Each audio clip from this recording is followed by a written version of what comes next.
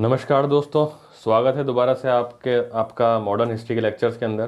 पिछले लेक्चर्स के अंदर अपन ने एंग्लो मैसूर वॉर के बारे में चर्चा करी थी। उससे पहले अपन ने बंगाल के नवाब और ब्रिटिशर्स के बीच में जो युद्ध हुआ था उसके बारे में चर्चा करी थी। Battle of Plassey, battle of Buxar को डिस्कस कर लिया था। अब अपन अपने विषय को आगे लेकर के जाते हैं और आज विषय की शुरुआत करते हैं अपन पंजाब से। एंग्लो सिख वॉर्स, ठीक है। तो एंग्लो सिख वॉर्स क्या है? दो एंग्लो सिख वॉर्स हुई हैं। कब कब हुई हैं ये आपको याद होना चाहिए। तो दो एंग्लो सिख वॉर जो हैं, एक तो आप याद रखिएगा 1845 के अंदर होती है, जिसके अंदर क्या होता है, लाहौर की ट्रीटी होती है ना। उस समय जो वर्तमान में जो लाहौर है, जो आजकल पाकिस्तान में है, वो उस समय पंजाब या आप मान लीजिए कि सिख टेरिटरी के अंदर में ही आता था। तो लाहौर की ट्रीटी होती है 1845 के अंदर ब्रिटिशर्स और सिख आर्मी के बीच में। और 1849 में फिर से युद्ध होता है, जिसके बाद क्या होता है कि डलहौजी जो होते हैं, लॉर्ड डलहौजी जो होते हैं, जो कि आपके गवर्नर जनरल होते हैं, वो एनेक्स कर लेते हैं पंजाब को, यानी पंजाब को जीत लेते हैं। पंजाब के राजा को एब्जेडिकेट कर देते हैं, हटा देते हैं और ब्रिटिश टेरिटरी के अंदर पंजाब को ले लेते हैं। तो ये दो युद्ध कब कब हुए हैं वो ध्यान रखिएगा आप। दो एंग्लो सिख वॉर जो है, एक तो 1845 याद रखिएगा और एक 1849 याद रखिएगा। अब आप बोलोगे कि सर एग्जैक्टली इन्हीं सालों में तो युद्ध नहीं हुआ है, वो 45 से 46 या 48 से 49 ऐसे चलते हैं युद्ध। तो इतना ज़्यादा याद रखने की ज़रूरत नहीं है, मोटा मोटी याद रखिए कि इसके आसपास हुआ है। 1845 में के आसपास फर्स्ट हुआ है, 1849 के आसपास सेकंड हुआ है। इसमें फाइनली पंजाब का एनेक्सेशन कर लेता है डलहौजी, ठीक है। और इसके अंदर हो जाती है लाहौर की संधि।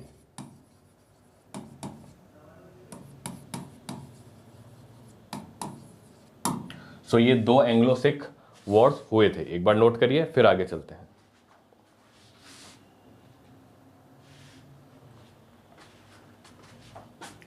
चलिए अब बात करेंगे मराठा वॉर्स के बारे के अंदर। तीन एंग्लो मराठा वॉर्स हुए हैं। देखो, जब ब्रिटिशर्स एंटर करते हैं उस समय स्थिति क्या थी, तो एक बार देखो, एक बार जानने की कोशिश करो। मैं बताऊं आपको, पिछले लेक्चर्स में लेकर के जाऊं।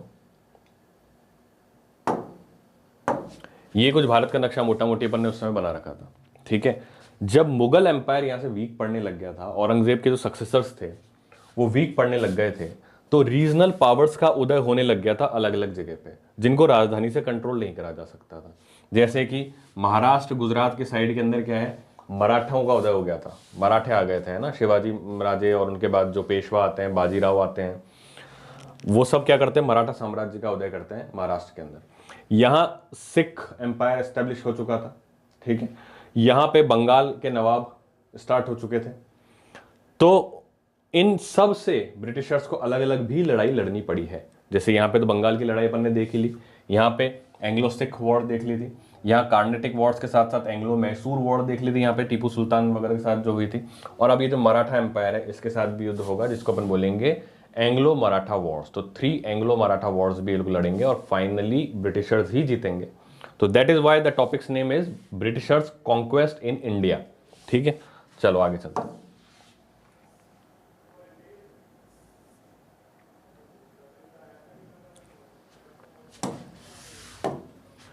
ठीक है, तो 3 वॉर हुई हैं, 3 वॉर हुई हैं। फर्स्ट वॉर जो है वो 1775 से लेकर 1782 तक होती है। इसका कारण क्या होता है 3 वॉर में से? पहला कारण क्या होता है कि देखो, वो पिक्चर देखी थी आपने, बाजीराव मस्तानी पिक्चर देखी थी। तो बाजीराव प्रथम जो थे वो कौन थे? वो पेशवा थे, मराठा साम्राज्य के पेशवा थे। पेशवा यानी कि प्रधानमंत्री। अब एक समय ऐसा आ गया था जब पेशवाशिप जो थी वो राजा से ज्यादा इंपॉर्टेंट हो गई थी। एक तरीके से पूरे मराठा साम्राज्य को पेशवा ही चलाता था, ठीक है। तो पेशवा को एक तरीके से राजा टाइप ही मान लो, हालांकि होता वो प्रधानमंत्री था। तो बाजीराव फर्स्ट के जाने के बाद बालाजी बाजीराव राजा बने। और उस समय क्या हुआ, थर्ड बैटल ऑफ पानीपत हुआ 1761 में, और मराठाओं का बहुत काफ़ी ज़्यादा सिपाही उनके मारे गए। कहते हैं 28,000 तो सिपाही मार दिए गए थे। और उस हादसे में बालाजी बाजीराव जो हैं वो भी शांत हो जाते हैं उस हार की वजह से। फिर उनके बाद सक्सेशन का बैटल स्टार्ट होता है। माधवराव फर्स्ट आते हैं, वो भी काफ़ी यंग आयु में डेथ हो जाती है। और माधवराव फर्स्ट के बाद 2 लोगों के बीच में सक्सेशन का बैटल होता है। दो लोगों के बीच में सक्सेशन का बैटल होता है। एक है रघुनाथ राव, ठीक है, जो कि माधवराव फर्स्ट के अंकल थे, और एक नारायण राव जो कि माधवराव फर्स्ट के बेटे थे। इनमें सक्सेशन का बैटल होता है। तो रघुनाथ राव राजपाट यानी कि पेशवाशिप लेना चाहते थे, लेकिन जो वहां का मंत्री परिषद था वो नारायण राव को पेशवा बनाना चाहता था। तो रघुनाथ राव क्या चले जाते हैं, ब्रिटिशर से मदद मांगने के लिए चले जाते हैं, और ये बहुत बड़ी गलती कर देते हैं। क्यों गलती कर देते हैं कि अब ब्रिटिशर्स को मौका मिल जाता है कि मराठा एम्पायर के इंटरनल अफेयर्स में वो हस्तक्षेप कर सके।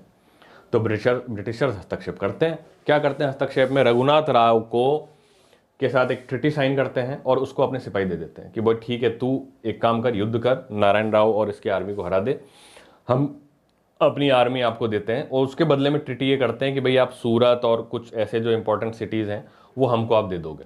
ये बोलता है ठीक है साहब, ठीक है। तो ये जो रघुनाथ राव के साथ जो ट्रिटी करते हैं ब्रिटिशर्स, उस ट्रिटी का नाम दिया ट्रिटी ऑफ सूरत 1775।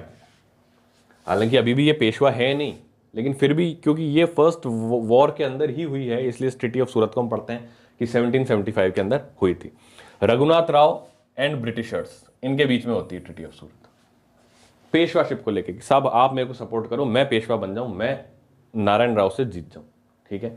अब क्या होता है कि फिर उसके बाद ये बात जो है, ये जो ट्रिटी करी होती है, ट्रिटी ऑफ सूरत जो करी हुई होती है, ये बॉम्बे की ईस्ट इंडिया कंपनी ने करी हुई होती है, यानी कि उधर जो लोकल रेजिडेंट्स हुआ करते थे उन्हों के द्वारा करी गई थी।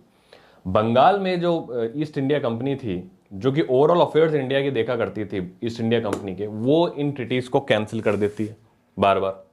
और इसीलिए यही समझ में नहीं आता कि कभी तो east India company Raghunath Rao को फेवर करते थे, कभी बैकफुट पर आ जाते थे, कभी करते थे, कभी बैकफुट पर आ जाते थे। क्योंकि बॉम्बे वाले जो ईस्ट इंडिया कंपनी वाले थे फेवर करना चाहते थे, लेकिन बंगाल से जो गवर्नर जनरल होता था वो मना कर देता था कि साहब मैं इस ट्रिटी को नहीं मानता हूं। तो कुल मिलाकर के अपने को तो इतना सा याद रखना है कि जो फर्स्ट वॉर होती है basically it is a war of succession.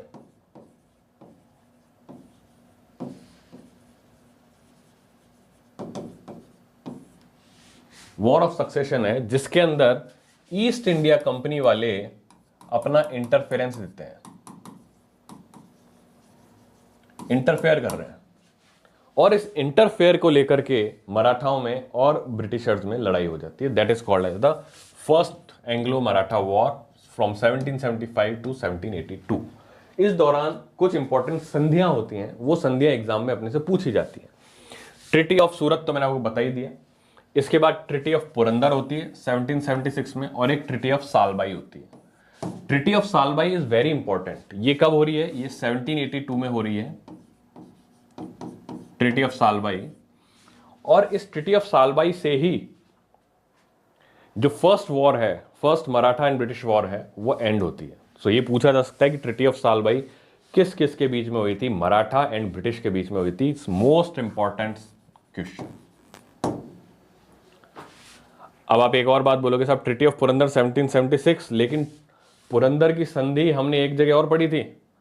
Purandar की संधि हमने शिवाजी और मिर्जा राजा जयसिंह के बीच में भी पढ़ी थी। जब मिर्जा राजा जयसिंह शिवाजी को ये मना लेते हैं कि भाई आप औरंगजेब के कोर्ट में आ जाइए, आपको अच्छी खासी मनसबदारी दी जाएगी और आपको स्वायत्तता दी जाएगी आपके दक्षिण भारत के अंदर, उसको भी ट्रिटी पुरंदर की संधि बोलते हैं उसको भी, ठीक है ना। वो पुरानी है, शिवाजी के टाइम की है। ये ट्रिटी ऑफ पुरंदर अगेन होती है 1776 के अंदर। ये ब्रिटिशर्स और मराठास के बीच की ट्रिटी होती है, इंपॉर्टेंट। लेकिन फिर भी हमारे लिए ट्रिटी ऑफ सालबाई है जिससे फर्स्ट वॉर जो है वो खत्म होती है। वॉर ऑफ सक्सेशन है। ये नाम आपको याद रहे तो ठीक, नहीं याद रहे तो भी कोई दिक्कत नहीं है, कोई नहीं पूछेगा रघुनाथ राव और नारायण राव के बीच की क्या लड़ाई थी, आपके एग्जाम में नहीं आएगी, ठीक है। आपके एग्जाम में जो आ सकता है वो ये कि war of succession first war में था और treaty of Salbai first war के एंड में करी गई थी, ठीक है। चलिए अब सेकंड बात करते हैं। सेकंड वॉर शुरू होती है 1802 से 1805।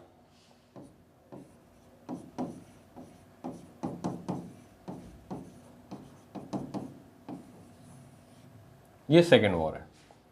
अब क्या होता है कि ये वॉर क्यों हो रही है, ये internal conflict between the Maratha confederacy. Confederacy क्या होती है, कॉन्फेडरेशन क्या होते हैं, जो बाजीराव थे, वही बाजीराव मस्तानी वाले कि जो बाजीराव थे, उनके टाइम पे क्या होता है, उनके नीचे भी सरदार हुआ करते थे ना, वॉरियर्स हुआ करते थे जो उनके लिए लड़ते थे।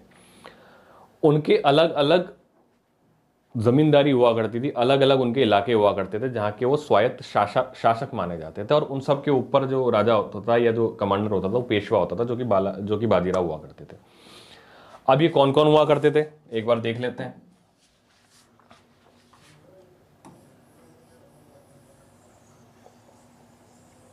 जैसे ही मैंने साउथ इंडिया का एक वो बनाया, आपका मैप बनाया, ठीक है, तो यहाँ पे इंदौर है ना, तो इंदौर में हुआ करते थे होलकर। यहाँ बड़ौदा है, बड़ौदा में हुआ करते थे गायकवाड़। यहाँ ग्वालियर है, ग्वालियर में हुआ करते थे सिंधिया, आज भी होते हैं, ठीक है। और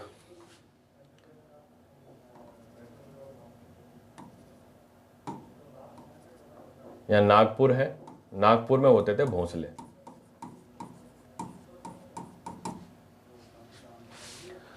तो ये चार एक तरीके से सरदार हुआ करते थे, सरदारों के गुट हुआ करते थे, जिनसे मिलकर के मराठा साम्राज्य बनता था। इनकी सेनाएं एक साथ लड़ती थी जब भी मराठाओं के अगेंस्ट युद्ध होता था। अब ये जो सरदार थे, जब पेशवाशिप वीक हो गई तो ये जो सरदार थे ये सुप्रीमेसी के लिए आपस में लड़ने लग गए, जिनमें सिंधिया और होलकर की लड़ाई तो जगत जाहिर थी, फेमस थी। इस लड़ाई के चलते हुए ब्रिटिशर्स को फिर से मौका मिल जाता है मराठा के इंटरनल अफेयर्स में हस्तक्षेप करने का, और होती है द्वितीय एंग्लो मराठा वॉर, ठीक है। सो द रीजन क्या है, internal fight between the Maratha confederacy, Holkar और सिंधिया की लड़ाई जगत जाहिर थी, और भी जो बाकी थे वो भी चुप नहीं बैठते थे। सो ब्रिटिश इंटरफेयर करते हैं पेशवाई के लिए दोबारा से, और इनकी लड़ाई होती है। अंततः जीतता कौन है, सब जानते हैं, ब्रिटिशर्स जीतते हैं, और ट्रिटी ऑफ बसीन होती है, ट्रिटी ऑफ बेसिन 1802 में ट्रिटी ऑफ बेसिन होती है। बेसिकली ये ट्रिटी ऑफ बेसिन क्या है, मैं आपको एक चीज बताऊं आपको, कि ये स्टार्टिंग पॉइंट है युद्ध का, ये स्टार्टिंग पॉइंट है युद्ध का। ट्रिटी ऑफ बेसिन में क्या होता है, देखो, जब ये आपस में लड़ रहे होते हैं तो यहां पूना में बैठा हुआ जो पेशवा होता है, पूना है ना, पूना इनकी गद्दी थी पेशवाई की, पूना में कौन होता है, पेशवा,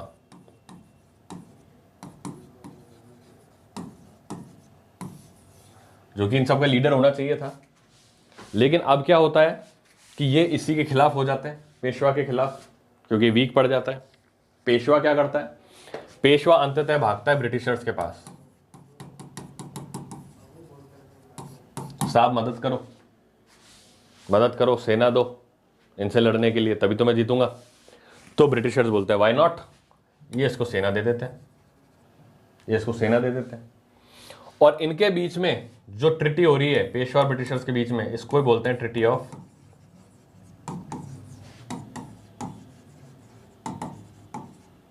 बेसिन 1802 एडी। ये शुरुआत है सेकेंड वॉर की। कैसे शुरुआत है कि 1802 के अंदर जब ट्रिटी ऑफ बेसिन होती है तो ब्रिटिशर्स उसमें कंडीशन रख देते हैं कि साहब फौज तो मैं दे रहा हूं, लेकिन कंडीशन ये है कि आपके जीतने के बाद भी फौज पूना में रहेगी हमारी, और उसका भरण पोषण भी आप ही करोगे, बदले में फौज आपको सुरक्षित रखेगी। इस चीज को क्या बोलते थे, इस चीज को बोलते थे सब्सिडरी अलायंस, कि हमारी फौज आपके यहां रहेगी, आपको प्रोटेक्शन देने के नाम पर आपको उसको फीड करना पड़ेगा। और अंततः मकसद ये था ब्रिटिशर्स का कि फीड तो तुम करते रहोगे, जब भी हम कहेंगे उस सेना को कि भाई अब इस राजा को बंदी बना लो, तभी उस राजा को हम बंदी बना लेंगे। तो that is called as subsidiary alliance. तो सब्सिडरी अलायंस के लिए राजी हो जाता है। बाकी जो मराठा होते हैं वो स्वायत्त होते हैं, वो बोलते हैं यार ये क्या बेवकूफ़ी कर दी पेशवा साहब ने, सब्सिडरी अलायंस को एक्सेप्ट कर लिया। ये तो मराठाओं के जो अभिमान है, स्वाभिमान है, उसको ठेस है। तो ये सारे मराठा कोशिश करते हैं कि पेशवा कैसे ना कैसे करके इस चंगुल से छूट जाए, सब्सिडरी अलायंस के चंगुल से छूट जाए, ठीक है, और अपना इंडिपेंडेंट राज रखे तो ये लोग मिलकर के फिर ब्रिटिशर्स से लड़ाई करते हैं। दैट इज हाउ बैटल जो होती है, सेकेंड बैटल जो होती है, सेकेंड एंग्लो मराठा वॉर,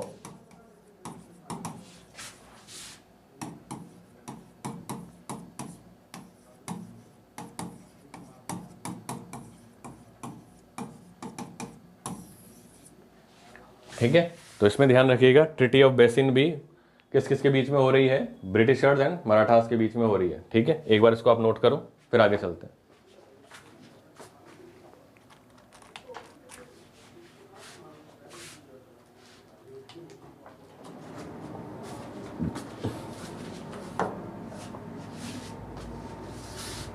ठीक है, ये आ गया। अब बात करते हैं थर्ड वॉर को। ये हो रही है 1817 से लेके 1818 के बीच में। तीसरी बार मराठा और ब्रिटिशर्स आमने सामने आ जाते हैं, और इस बार कारण क्या होता है, पिंडारीज। पिंडारीज कौन हुआ करते थे? पिंडारीज मराठाओं के लिए युद्ध लड़ने वाले सिपाही हुआ करते थे। बेसिकली कहते हैं कि ये लुटेरे हुआ करते थे, और धन राशि के लिए किसी भी राजा की सेना की तरफ से लड़ लिया करते थे।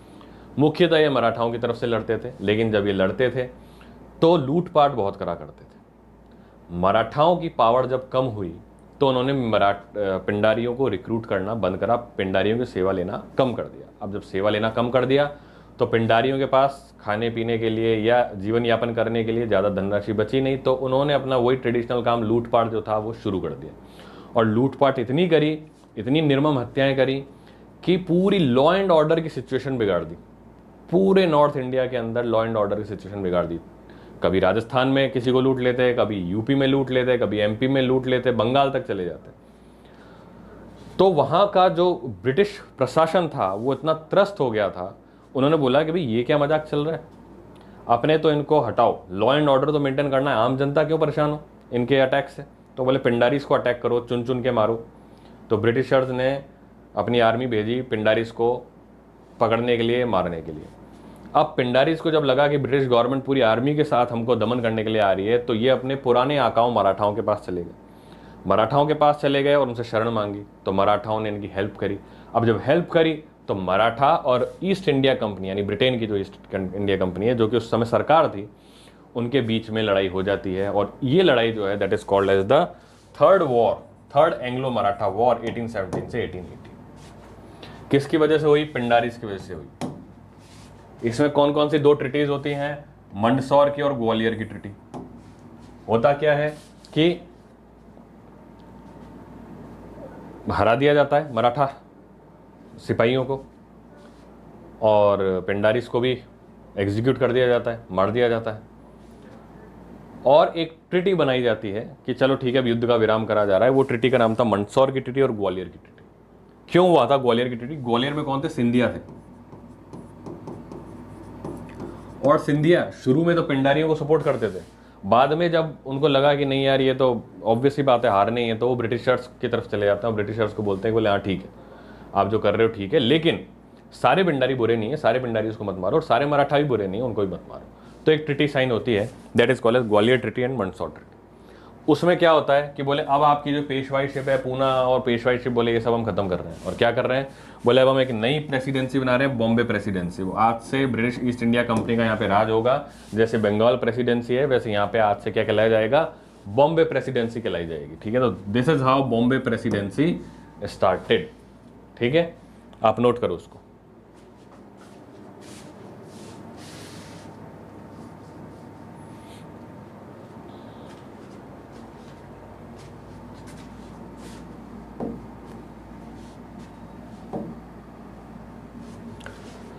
ठीक है दोस्तों, अपन ने ये ब्रिटिश कॉन्क्वेस्ट को स्टडी कर लिया ना, ब्रिटिश कैसे कॉन्क्वेस्ट कर रहे थे।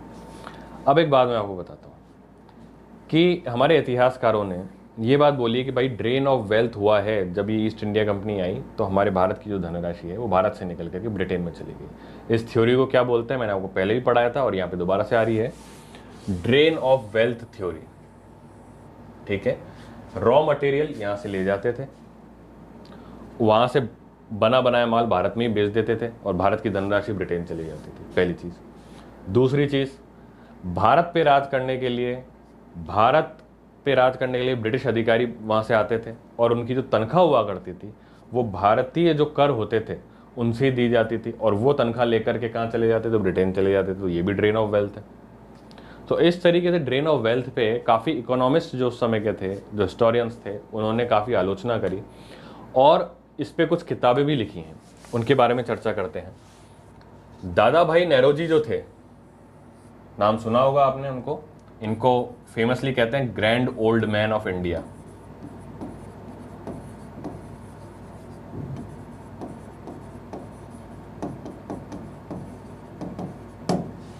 ध्यान रखना, पूछा जा सकता है who is called as the grand old man of India? Dadabhai Nehru. वो एक किताब लिखते हैं, poverty and un British rule in India. कब लिखते हैं? 1867 में लिखते हैं। और उसका जो मेन मुद्दा होता है वो क्या होता है? Drain of wealth. कि भाई ब्रिटिशर्स जो हैं वो हमारे यहाँ की संपत्ति जो है वो कहाँ ले जा रहे हैं? ब्रिटेन में ले जा रहे हैं, जो कि सही नहीं है। सो ये किताब किसने लिखी थी? Poverty and un British rule in India 1867 में दादा भाई नेहरू ने। दादा भाई नेहरू जिनको grand old man of India भी बोला जाता है। क्यों बोली गई ऐसी बात? क्योंकि मैंने बताया रॉ मटेरियल यहां से ले जा रहे हैं। भैया ये रॉ मटेरियल है, ये वो वाला रॉ नहीं है, रिसर्च एंड एनालिसिस विंग जो आप खुफिया एजेंसी मानते हो भारत की, वो नहीं है। ये रॉ मटेरियल वाला रॉ लिखा हुआ है, ठीक है। तो रॉ मटेरियल यहां से ले जाते हो, फिनिश्ड गुड वापस हमको दे जाते हो, हमारे से खरीद के ले जाते हो, हमको बेच जाते हो, तो हमसे पैसे ले जाते हो। सैलरी और पेंशन भी जो तुम ब्रिटिशर्स को दे रहे हो हम पे कंट्रोल करने के लिए, वो भी हमारे ही कर व्यवस्था से दे रहे हो, तो हमारा पैसा ले जा रहे हो, ठीक है। तो ये किताब इन्होंने लिखी। इनकी तरह आर.सी. दत्ता एक इकोनॉमिस्ट हुए, आर.सी. दत्ता, एंड उन्होंने क्या लिखी 1901 के अंदर, इकोनॉमिक हिस्ट्री ऑफ इंडिया। उसमें भी इस चीज़ की आलोचना करी, ड्रेन ऑफ वेल्थ की आलोचना करी कि भाई ये जो उपनिवेशवाद ब्रिटिशर्स ने चलाया है उससे भारत का भला नहीं हो रहा है। ये कह रहे हैं कि भारत का भला करने के लिए हम यहाँ पर आए हैं, ये कह रहे हैं कि हम भारत को मॉडर्न करने के लिए आए हैं, हम आपको डेवलप्ड करने के लिए आए हैं, बट बेसिकली डेवलप करने के लिए नहीं आए। ये हमारी ही वेल्थ हमसे छीन के कहाँ ले जा रहे हैं? ब्रिटेन में ले जा रहे हैं। ये कहाँ लिखा गया? दादा भाई नेहरू जी ने लिखा, आर.सी. दत्ता ने लिखा, इन किताबों में लिखा, ठीक है। तो ये एक बार आप नोट करिए। फिर उसके बाद अपन पढ़ेंगे लैंड रेवेन्यू सिस्टम ब्रिटिशर्स का कैसा था, वो फिर अपन पढ़ेंगे। एक बार नोट करो उसको।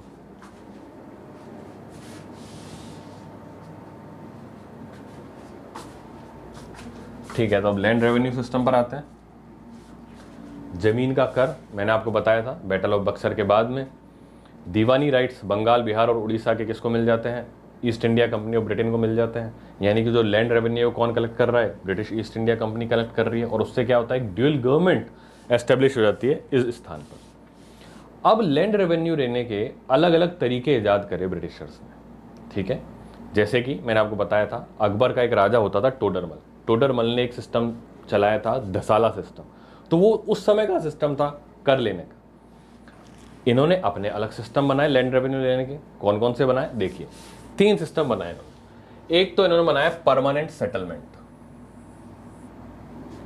परमानेंट सेटलमेंट में क्या होता था कि ये जो बंगाल, बिहार, उड़ीसा वाला क्षेत्र है, यहां के लैंड रेवेन्यू इस प्रकार से लिए जाते थे कि यहां पे जमींदार अपॉइंट कर दिया जाता था। कौन अपॉइंट कर दिया जाता था? एक जमींदार, जिसको आप क्या बोलते हैं इंग्लिश में? लैंडलॉर्ड, ठीक है। जमींदार के अंडर में क्या होते थे? विलेजर्स या फार्मर्स कह लो आप, ठीक है।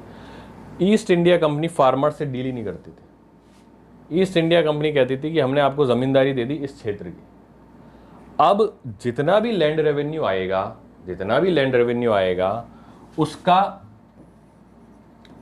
10/11 तो ईस्ट इंडिया कंपनी रख लेगी और 1/11 जमींदार खुद रख लेगा।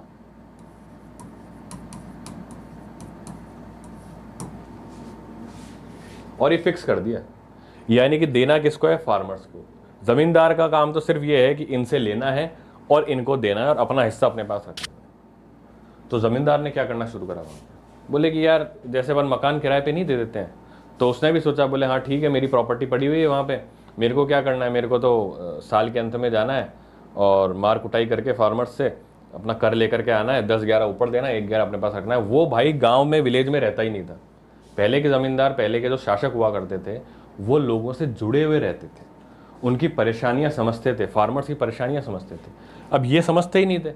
ये ज़मींदार क्या रहते, शहरों में रहते थे, और शहरों में रह करके वो देखते ही नहीं थे कि भाई ड्रॉट पड़ा है, फेमाइन आया है, फसल हुई है या नहीं है। ये तो क्या बोलते थे, भैया मेरे को ब्रिटिशर्स को किराया देना है, तुम तो मेरे को इतना जो कर है वो दो ही दो, कैसे दोगे वो मुझे नहीं पता। ठीक है, तो ये जो ज़मींदार थे फार्मर्स का काफ़ी शोषण करने लग गए थे, मार पिटाई करने लग गए थे कि भैया कर तो तेरे को देना ही देना पड़ेगा, चाहे तू कैसे भी दे। क्यों? उन्हें लगता था भाई 1/11 मेरे पास रहने वाला है, तो जितना ज़्यादा रेवेन्यू में लूंगा उसका 1/11 यानी उतना हिस्सा मेरे पास रहेगा। तो वो और कर व्यवस्था को बढ़ाने लग गए, यानी कि और ज़्यादा हैविली कर लेने लग गए। ब्रिटिश ईस्ट इंडिया कंपनी क्या करती थी, डायरेक्ट जमींदार से ही पैसे लेती थी। उन्होंने फिक्स कर दिया परमानेंट सेटलमेंट कि हमको 10/11 तो चाहिए ही चाहिए, तू कहीं से भी ला, हमें लेना देना नहीं। ठीक है, हम फार्मर से बात नहीं करेंगे। That is called as permanent settlement, जो कि बंगाल, बिहार और उड़ीसा के अंदर चलता था। चलो अब नीचे आ जाओ। नीचे बॉम्बे और मद्रास के अंदर इस जगह पर रायतवाड़ी सिस्टम चलता था। रायतवाड़ी सिस्टम चलता था। रायतवाड़ी किसको कहते हैं? रायत मतलब होता है डायरेक्ट फार्मर। यहां जो कर लिया जाता था डायरेक्ट फार्मर से लिया जाता था। That is why it is called as Ryotwari. Direct जो किसान होता है उसको इस क्षेत्र में रायत भी बोला जाता है, and that's why it is called as Ryotwari system. यहां डायरेक्ट इनसे लिया जाता था। पंजाब और यूपी का क्षेत्र, पंजाब और यूपी का जो क्षेत्र है, यहां चल रहा है महलवाड़ी सिस्टम। महलवाड़ी सिस्टम में क्या चलता है कि भैया एक विलेज हेडमैन है। कंप्लीट विलेज को हमने क्या बोल दिया, महल, और इनका एक हेडमैन होता है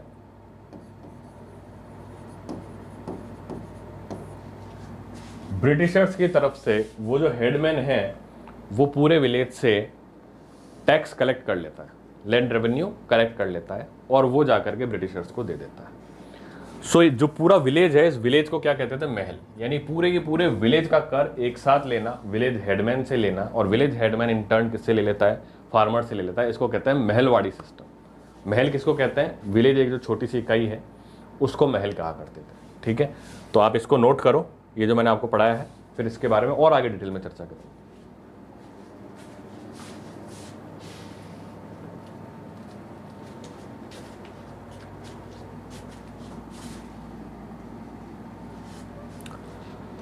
अब सवाल ये आता है कि किसने कब क्या शुरुआत करी। परमानेंट सेटलमेंट हमने पढ़ा, तो भैया किसने शुरुआत करी ये पता होना चाहिए। महलवाड़ी किसने शुरुआत करी वो पता होना चाहिए, कब शुरुआत हुई ये सवाल आ जाता है।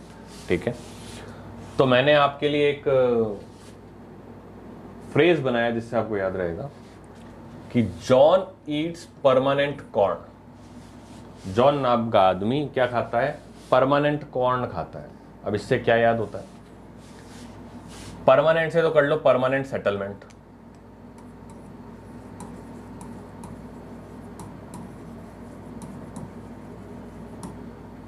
कॉर्न से कर लो कॉर्नवालिस,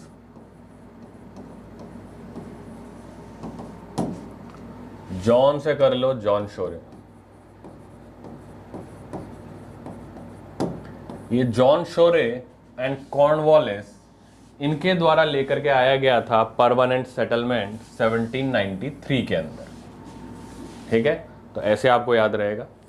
फिर रोतड़ू मुनरो 1820। रोतड़ू अपन क्या बोलते हैं यार, बहुत रोतड़ू आदमी बहुत ज्यादा रोता है, तो रोतड़ू मुनरो। रोतड़ू मुनरो क्या मतलब, रोतड़ू से आप कर लो रायतवाड़ी, रोतड़ू से आप नाम कर लो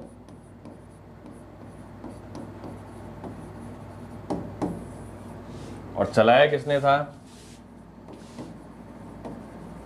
थॉमस मुनरो ने 1820। बेसिकली तो ये तो लोकल ऑफिसर्स हुआ करते थे, जैसे थॉमस मुनरो जिसने चलाया, जिसने प्लान करा। स्टार्टिंग में जो कंट्री लेवल पे हेड हुआ करते थे, जिनके टाइम पे ये दोनों चीज़ चल रही, रायतवाड़ी और महलवाड़ी, वो हुआ करता था लॉर्ड हेस्टिंग। कौन हुआ करता था, लॉर्ड हेस्टिंग हुआ करता था। ठीक है, फिर आप आ जाओ महलवाड़ी, तो विलियम बेंटिक्ट का महल। William Bentinck governor general of Bengal बनता है 1833 में, और महल उसका जो होता है तो क्या हो गया, तो क्या हो गया, महलवाड़ी सिस्टम। ये हो गया महलवाड़ी सिस्टम।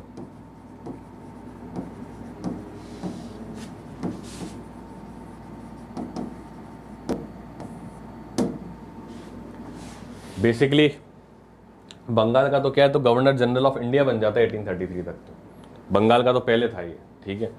तो विलियम बेंटिक जो है वो रिफॉर्म्स लाता है महलवाड़ी सिस्टम में काफ़ी ज़्यादा, इसलिए विलियम बेंटिक को याद रखा जाता है महलवाड़ी सिस्टम के लिए, ठीक है। अदरवाइज स्टार्ट तो लॉर्ड हेस्टिंग के टाइम पर ही हो गया था महलवाड़ी सिस्टम भी।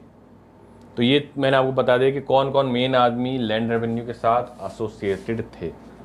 अब इनके जो लैंड रेवेन्यू सिस्टम थे इतने हार्श हुआ करते थे कि काफ़ी सारे पीजेंट रिवॉल्ट्स हो गए ब्रिटिशर्स के खिलाफ।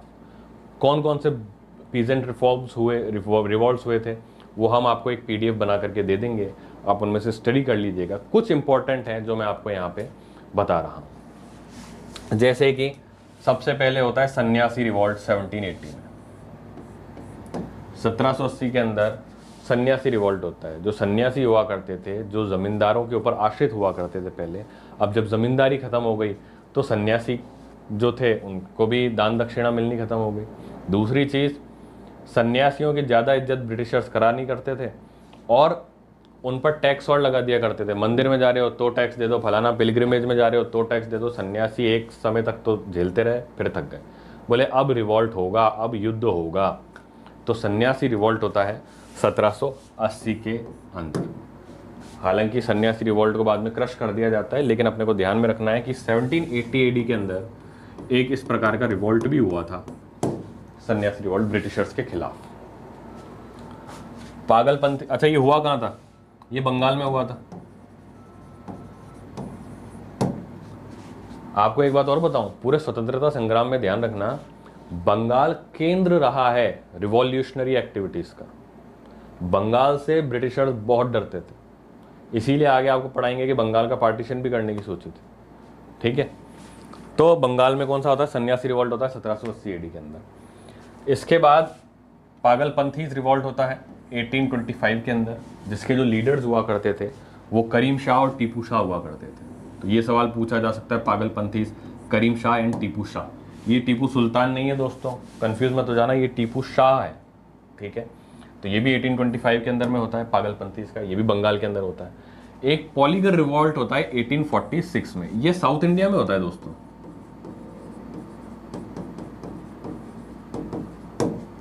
1846 में होता है, ये साउथ इंडिया के अंदर में होता है पॉलीगर रिवॉल्ट 1846 के अंदर। तो ये तीन इंपॉर्टेंट रिवॉल्ट्स मैंने आपको बता दिए, ठीक है। एक बार आप नोट करो इन्हें, फिर आगे चलते हैं।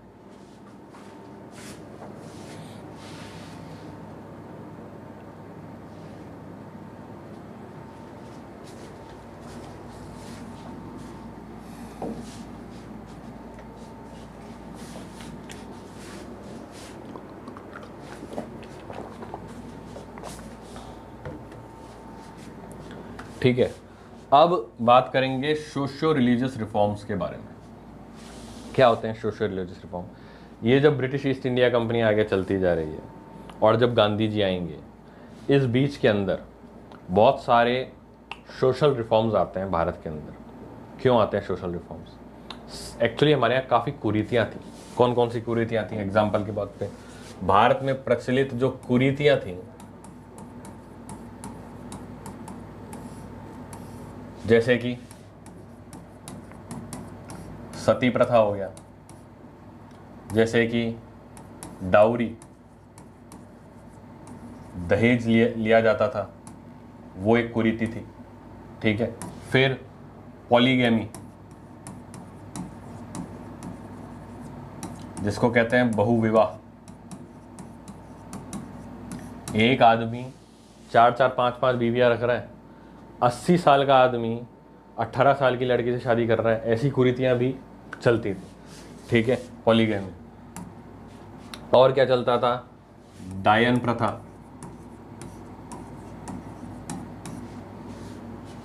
ठीक है। तो ये काफ़ी सारी कुरीतियां चलती थी। और रिफॉर्म्स क्या चल रहे थे, क्या होना चाहिए था, अच्छी बात क्या होनी चाहिए थी जिसके लिए रिफॉर्म्स करे गए? क्या करा जाना चाहता कि से सतीवती तो नहीं होना चाहिए था ना, ये तो क्रॉस कर देना, ये नहीं होना चाहिए था, ये नहीं होना चाहिए था, ये नहीं होना चाहिए था, ये नहीं होना चाहिए था। इसके खिलाफ तो लड़ाई लड़ी सोशल रिफॉर्म्स में। और क्या करा गया, सब विडो रीमैरिज होनी चाहिए थी। गुड आइडियाज लिखे हैं मैंने यहाँ पे ना, गुड आइडियाज, विडो रीमैरिज, ठीक है, no child marriage,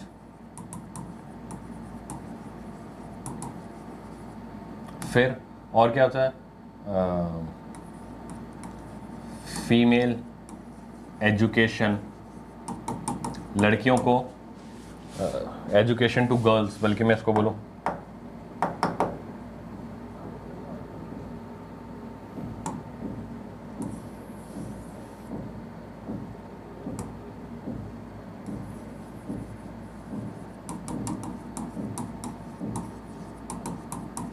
education to girls, ठीक है, ये अच्छी चीज़ें थी। फिर एक अपन बोलते हैं कि logic in religion, no superstition. एक कुरीति यहां और थी भाई, जातिवाद, भेदभाव, ठीक है। तो ये बुरी चीज थी जिनके खिलाफ लड़ना था, समाज में सुधार चाहिए थे, ये नई चीज थी जो कि आनी चाहिए थी, सीखना चाहिए था।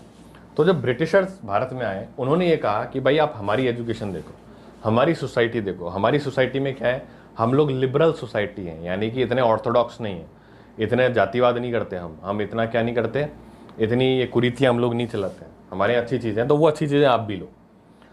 तो जो सोशल रिफॉर्मर्स थे, जो भारत के भी कुछ बड़े उच्च वर्ग के लोग हुआ करते थे, वो फॉरेन से पढ़ के आया करते थे, फॉरेन डिग्रियाँ लेकर के आया करते थे।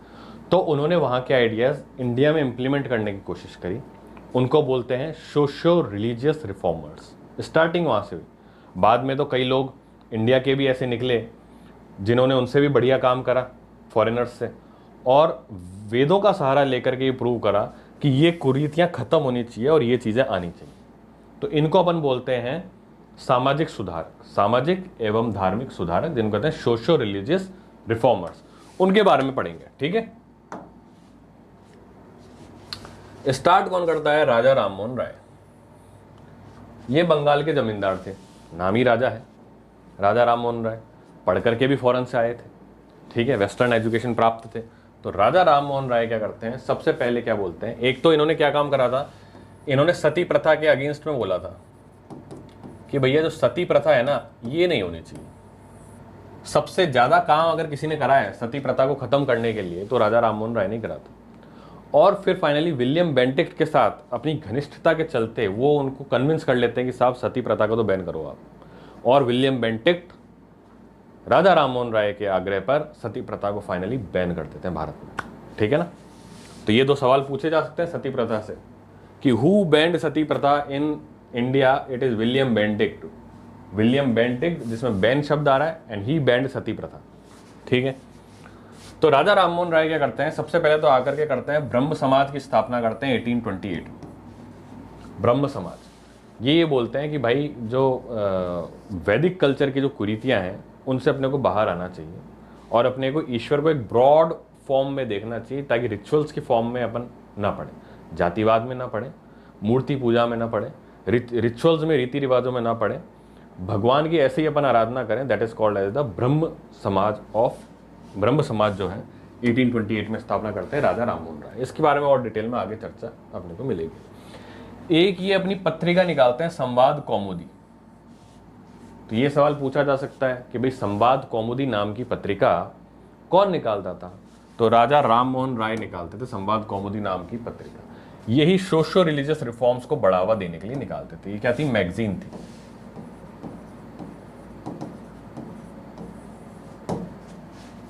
ठीक है।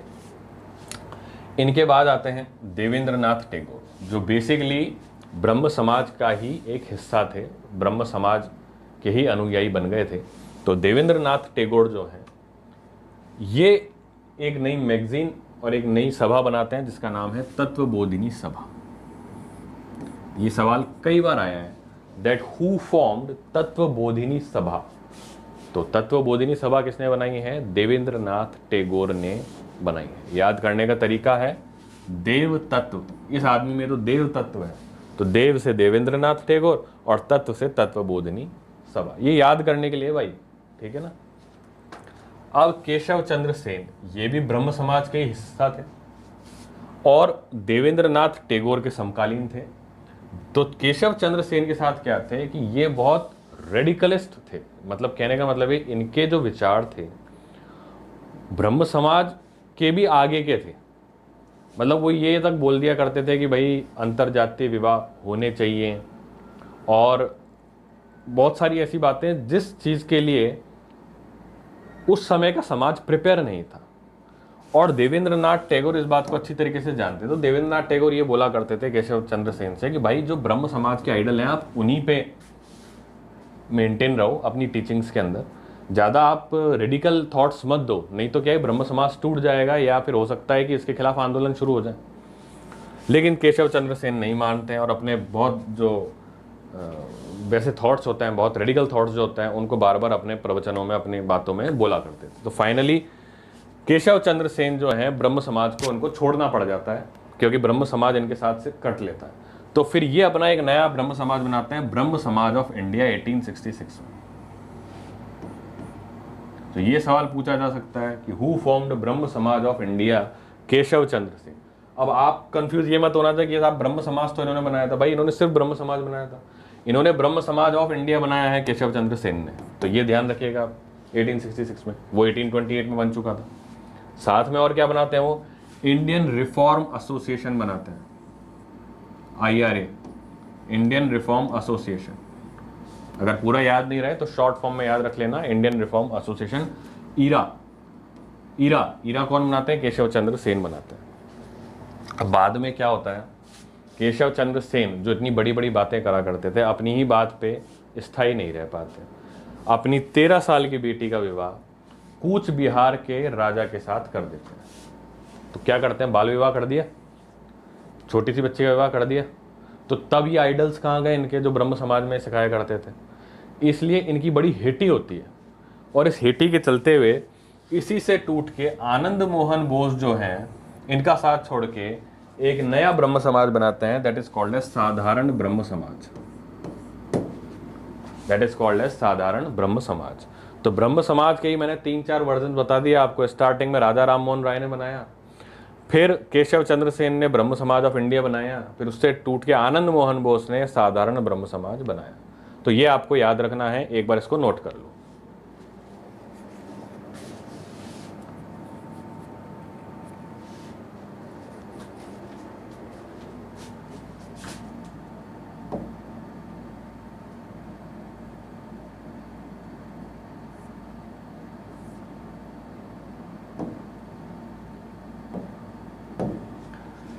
ठीक है, तो आज के लेक्चर से कुछ प्रश्न देखते हैं आप कितना याद कर पाए हैं।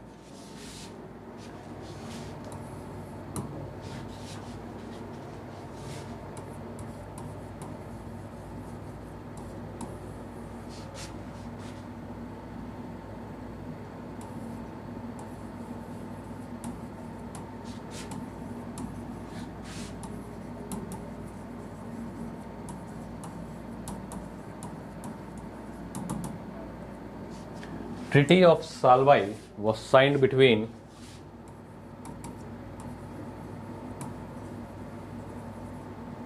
Mughals and Marathas, first option. Britishers and Tipu Sultan, second option. C. Britishers and Sikh. D. None of the above. जल्दी से बताइए, ट्रिटी ऑफ सालबाई जो कि अपन ने इस लेक्चर में या हो सकता है पिछले लेक्चर में पढ़ा हो, इनमें से किसके बीच में साइन हुई थी? Mughals and Marathas, Britishers Tipu Sultan, Britishers second, none of the above. 1 second का टाइम। आशा करता हूं आपने सॉल्व कर लिया होगा। तो भैया ट्रीटी ऑफ सालबाई ब्रिटिशर्स और मराठास के बीच में हुई थी। ब्रिटिशर्स और मराठास के बीच में कोई ऑप्शन है? ब्रिटिशर्स और मराठा कोई ऑप्शन ही नहीं है, इसलिए नन ऑफ द अबव। तो चलो ठीक है, अब ये तो मैंने लिखा है, इनके बीच की ट्रीटीज के बारे में बात कर लेते हैं, देखते हैं कितना याद है। ब्रिटिशर्स एंड सिख के बीच में कोई ट्रीटी हुई थी क्या? बिल्कुल हुई थी, लाहौर की संधि।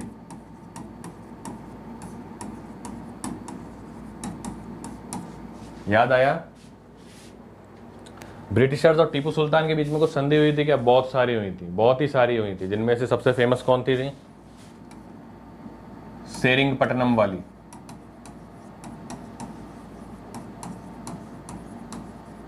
सेरिंगपट्टनम की ट्रीटी, और एक ट्रीटी और हुई थी, ट्रीटी ऑफ मैंगलोर।